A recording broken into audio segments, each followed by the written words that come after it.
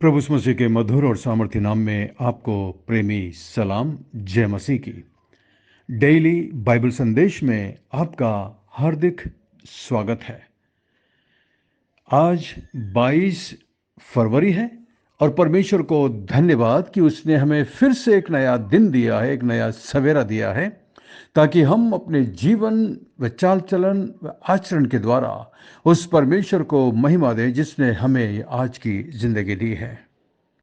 वैसे भी हमारा जीवन उसका दिया हुआ है, इसलिए हमें इसे वापस उसे उसकी महिमा के लिए देना चाहिए, क्योंकि एक दिन जब हम संसार को छोड़ेंगे हमें इसी बात का हिसाब परमेश्वर को देना होगा कि जो जीवन परमेश्वर ने हमें दिया, जो समय परमेश्वर ने हमें दिया, जो टैलेंट या जो ट्रेजर्स या जो वरदान प्रभु ने हमें दिए हैं, उसका हमने किस प्रकार परमेश्वर की महिमा के लिए इस्तेमाल किया है। हमें भी उन 3 दासों की तरह अपने अपने तोड़ों को परमेश्वर के सामने एक दिन लेकर जाकर हिसाब देना है, यानी कि हमारा जीवन जो परमेश्वर ने हमें दिया उसे हमने किस तरह परमेश्वर की महिमा के लिए इस्तेमाल किया। आज के समय के आज की तारीख के अनुसार आज हमें पहला तीमुथियुस और इसकी 4 अध्याय और पहली आयत को पढ़ना है। मैं आशा करता हूं तीमुथियुस की किताब हम सब के लिए एक आशीष का कारण सिद्ध हो रही है। तीमुथियुस की किताब सच में बहुत बहुत महत्वपूर्ण पुस्तक है, विशेष करके उनके लिए जो सेवकाई में है, पास्टर्स हैं, बिशप हैं या प्रभु की सेवा करते हैं, और उसके साथ साथ सभी विश्वासियों के लिए भी यह बहुत बहुत महत्वपूर्ण है, क्योंकि विश्वासियों को पता होना चाहिए कि एक सेवक के लिए, एक पास्टर के लिए परमेश्वर के वचन में क्या क्या योग्यता है, या एक पास्टर से परमेश्वर की क्या डिमांड है, क्या मांग है, कैसा जीवन उसे जीना चाहिए। तो इसलिए एक विश्वासी को भी पता होना चाहिए कि एक सेवक को या एक पासबान को, परमेश्वर के दास को किस तरीके से जीवन बिताना चाहिए। तो आइए आज हम पढ़ेंगे 4 अध्याय और उसकी पहली आयत में से। यहां पर लिखा है, परंतु आत्मा स्पष्टता से कहता है कि आने वाले समय में कितने लोग भरमाने वाली आत्माओं, दुष्ट आत्माओं की शिक्षाओं पर मन लगाकर विश्वास से बहक जाएंगे। बहुत बहुत गंभीर चेतावनी यहां पर दिया गया है, और पौलुस एक तरीके से तीमुथियुस को कुछ चेतावनी दे रहा है, सावधान कर रहा है कि किस तरह आने वाले समय में ये बातें होंगी। और मैं सोचता हूँ ये आज हो रहा है। पौलुस ने जब इस बात को लिखा उसके बाद से करीब 2000 साल बीत गए, और आज हम इस बात को अपने बीच में होता हुआ देखते हैं। यहाँ तक कि प्रभु यीशु मसीह ने भी कहा था, झूठे भविष्यद्वक्ताओं से सावधान रहो। पौलुस यहाँ पर भरमाने वाली आत्माओं के बारे में बातचीत करता है। पौलुस इन दुष्ट आत्माओं को भरमाने वाली आत्मा बताता है, और ये दुष्ट आत्मा का काम है विश्वासियों को भी भरमाने की कोशिश करते हैं। विश्वासी भी बहक जाते हैं, जिस तरह प्रभु यीशु मसीह ने कहा आने वाले समय पर ऐसा होगा, शैतान इतनी कोशिश करेगा विश्वासियों को भटकाने के लिए, यहाँ तक कि चुने हुए भी भरमाए जाएंगे। तो कितनी खतरनाक बात है। और आज हम इस बात को चारों तरफ देख सकते हैं। सोशल मीडिया का समय है, चारों तरफ बहुत सारे झूठे प्रचारक निकल पड़े हैं और अपने अपनी बातों को लोगों के सामने बड़ी चालाकी के साथ रखते हैं, झूठी शिक्षा का प्रचार करते हैं, केवल अपने लाभ के लिए, अपने फायदे के लिए और अपने आप को फेमस करने के लिए, लोगों को खुश करने के लिए झूठी शिक्षा को दिया जाता है। लेकिन एक परमेश्वर के दास को यह समझने की आवश्यकता है कि परमेश्वर ने अपना पवित्र वचन हमें दिया है। हमें जो कुछ बोलना है, जो कुछ सीखना है, परमेश्वर के वचन से हमें देखना चाहिए। आज बहुत सारी शिक्षाएं परमेश्वर के वचन के खिलाफ है, परमेश्वर के वचन के विरुद्ध में है, और इस बात को हर एक मसीह लोग समझते हैं, अधिकतर मसीह लोग समझते हैं, क्योंकि परमेश्वर ने हमें अपनी पवित्र आत्मा दी है। उनमें से कुछ झूठी शिक्षाओं में से एक है छिड़काव का बपतिस्मा। मैं सोच सोच कर दंग रहता हूँ कि यह छिड़काव का बपतिस्मा शुरू कैसे हुआ। जो इन्फेंट्स बैप्टिज्म, छोटे छोटे बच्चों को, जो कि गोद के बच्चे होते हैं, उन्हें भी छिड़काव का बपतिस्मा दिया जाता है, कन्फर्मेशन किया जाता है। समझ में नहीं आता परमेश्वर के वचन में कहाँ पर है बच्चों का बपतिस्मा। कहीं पर भी नहीं है।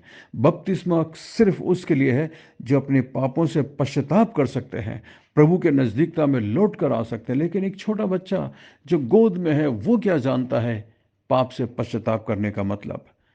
इसलिए छिड़काव का बपतिस्मा पूरी तरीके से परमेश्वर के वचन के विरुद्ध में है। और इसलिए ऐसी कई शिक्षा हैं जो संसार के अंदर आज फैली हुई है। हमें बहुत बहुत सावधान रहने की आवश्यकता है। यहाँ तक कि पवित्र आत्मा के बारे में आज बहुत सारी झूठी शिक्षाएं फैलाई जा रही है। आप जैसा कि देख सकते हैं चारों तरफ पवित्र आत्मा के नाम पर कैसी कैसी बातें हो रही है। लोग अपने आप को मशहूर करने के लिए, अपने आप को फेमस करने के लिए, लालच, पैसों के लिए ऐसी झूठी शिक्षाएं फैलाते हैं। तो पौलुस कह रहा है अंतिम समय में लोग भरमाने वाली आत्माओं और दुष्ट आत्माओं की शिक्षाओं पर मन लगाकर विश्वास से बहक जाएंगे। ये बहुत बहुत भयंकर बात है। विश्वास से बहकने का मतलब है विश्वास को छोड़ देना। और मैंने अपने जीवन काल में जब से मैंने सेवा शुरू की है कई मसीहों को वापस लौट कर जाते हुए देखा है। और कई बार मुझे लगता है कि शायद ये लोग प्रभु के पास आए ही नहीं थे, बस ढोंग कर रहे थे कि वो आए हैं, लेकिन उनका जीवन, उनका चरित्र, उनका व्यवहार बताता है कि उन्होंने सचमुच में प्रभु मसीह को कभी स्वीकार किया ही नहीं। आगे देखिए दूसरी आयत में, ये उन झूठे मनुष्यों के कपट के कारण होगा जिनका विवेक मानो जलते हुए लोहे से दागा गया है। जैसा कि मैंने बताया झूठी शिक्षा का प्रचार लोग क्यों करते हैं, उसके पीछे है सबसे पहले धन का लोभ, लालच, उसका मुख्य कारण यह है। और मनुष्य के कपट के कारण होगा। कपट यानी कि मेरा भला हो भले ही दूसरों का बुरा हो, भले ही दूसरे व्यक्ति विश्वास से भटक जाए, भले ही दूसरे व्यक्ति नरक की तरफ जाए, उससे कोई फर्क नहीं, बस मेरा भला होना चाहिए। यह है कपट, जिनका विवेक मानो जलते हुए लोहे से दागा गया। जलते हुए लोहे से दागने का मतलब है उस जमाने में जलता हुआ लोहे से बेलों के ऊपर निशान बनाया जाता था। आपने भी देखा होगा, मैंने बचपन में देखा है हमारे गांव में बेलों के ऊपर पीठ के ऊपर, जांग के ऊपर आप देखेंगे एक निशान बना होता है, गोला बना हुआ होता है। और वो कैसे बनाते हैं, जलते हुए लोहे से। और उसको करने के बाद वहाँ से उतना उतना चमड़ा जल जाता है और वो एरिया पूरा उसका कठोर हो जाता है, सुन्न पड़ जाता है, वहाँ पर फिर दर्द नहीं होता। यह है उनका विवेक जलते लोहे से दागा गया है। उन्हें कोई एहसास नहीं होता अपनी गलती का, अपने पाप का, अपने बुरे कर्म का कोई एहसास नहीं होता। यह है जलते लोहे से दागा गया। मैं आशा करता हूँ आप और हम ऐसे ना हों। जैसे ही हमारे जीवन में या हमसे गलती से अगर पाप हो भी जाए तो मैं आशा करता हूँ हम पश्चाताप करेंगे, गिड़गिड़ाएंगे, मन फिराएंगे और लौटकर प्रभु के पास आएंगे। दुख की बात तो यह है कि बहुत सारे लोग हैं जो अपने आप को क्रिश्चियन मसीह बोलते हैं, पाप में जीवन जीते और उन्हें कोई पश्चाताप नहीं होता। इसका मतलब उनका विवेक जलते लोहे से दागा गया है। प्रभु दया करे, अनुग्रह करे। आगे देखिए क्या लिखा है तीसरी आयत में, जो विवाह करने से रोकेंगे और भोजन की कुछ वस्तुओं से परे रहने की आज्ञा देंगे, जिन्हें परमेश्वर ने इसलिए सृजा कि विश्वासी और सत्य के पहचानने वाले उन्हें धन्यवाद के साथ खाएं। कुछ लोग विवाह करने से रोकेंगे। मसीही समाज में एक ऐसा ग्रुप भी है जहाँ पर विवाह नहीं करते हैं, यानी कि वो पास्टर्स और सेवक लोग विवाह नहीं करते। जैसा कि आप में से बहुत सारे लोग जानते हैं, सिलोन पेंटिकोस्टल करके एक ग्रुप है, सीपीएम करके एक ग्रुप है, जिसमें कि सफ़ेद कपड़े पहना जाता है और उनकी टीचिंग्स बड़ी अजीब प्रकार की है। शादी नहीं करते, दवाई नहीं खाते। लेकिन मैंने बहुत सारे सिस्टर्स और ब्रदर्स को साथ रहते हुए देखा है और मैं समझ नहीं पाता हूँ कि ऐसे कैसे शुरू हुआ। यहाँ पर वचन में साफ लिखा है ऐसा होगा। अन्य धर्मों में भी धर्म के जो काम करने वाले हैं उन्हें विवाह करने से रोका जाता है और मैं जानता हूँ इसीलिए शैतान उनका फ़ायदा उठाता है। लेकिन मसीहत में पास्टर्स को, जैसा कि पिछले चैप्टर में हमने पढ़ा था, एक पास्टर को एक पत्नी का पति होना जरूरी है ताकि वो इस प्रकार के पाप में ना पड़ सके। और आगे देखिए क्या लिखा है चौथी आयत में, क्योंकि परमेश्वर की सृजी हुई हर एक वस्तु अच्छी है और कोई वस्तु अस्वीकार करने की योग्य नहीं, पर यह कि धन्यवाद के साथ खाई जाए। कुछ लोग कुछ प्रकार के खाने को खाने से मना करते हैं, जैसा कि अन्य जाति में है, प्याज मत खाना, लहसुन मत खाना, अदरक मत खाना। हाँ, लेकिन दारू पी सकते हैं, गुटखा खा सकते हैं, जर्दा खा सकते हैं, तंबाकू खा सकते हैं और रिश्वत का पैसा खा सकते हैं, वगैरह वगैरह बहुत सारी फालतू की चीज़ें करते हैं। लेकिन लहसुन और प्याज खाने से मना करते हैं। वो सोचते हैं कि अशुद्ध हो जाएंगे और पापी हो जाएंगे। ताज्जुब है कैसे शैतान ने लोगों के दिल और दिमाग को अंधा कर रखा है। यहाँ तक कि क्रिश्चियंस में भी, विशेषकर कैथलिक ग्रुप में विशेष कुछ दिन होता है जिसमें मीट खाने से मना करते हैं।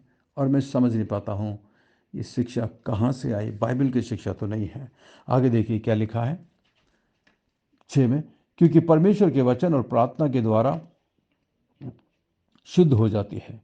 यदि तू भाइयों को इन बातों की सुधि दिलाता रहेगा तो मसीह यीशु का अच्छा सेवक ठहरेगा और विश्वास और उस अच्छे उपदेश की बातों से जो तू मानता आया है, तेरा पालन पोषण होता रहेगा।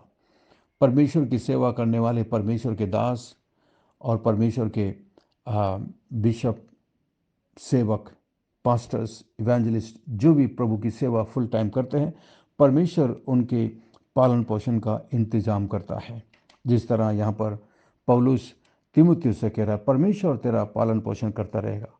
7वीं आयत में, पर अशुद्ध और बूढ़ियों की सी कहानियों से अलग रहे और भक्ति की साधना कर। कुछ बातें हैं जैसे कि बूढ़ियों की सी कहानी बताया गया है। ऐसी बातों से दूर रहना चाहिए जिसका कोई मकसद नहीं है, जिन बातों से कोई तंत्र नहीं है, जिन बातों में कोई मीनिंग नहीं है और उससे कोई आत्मिक लाभ नहीं होता। ऐसी बातों में समय बर्बाद करने की बजाय परमेश्वर के वचन में जीवन जीना चाहिए।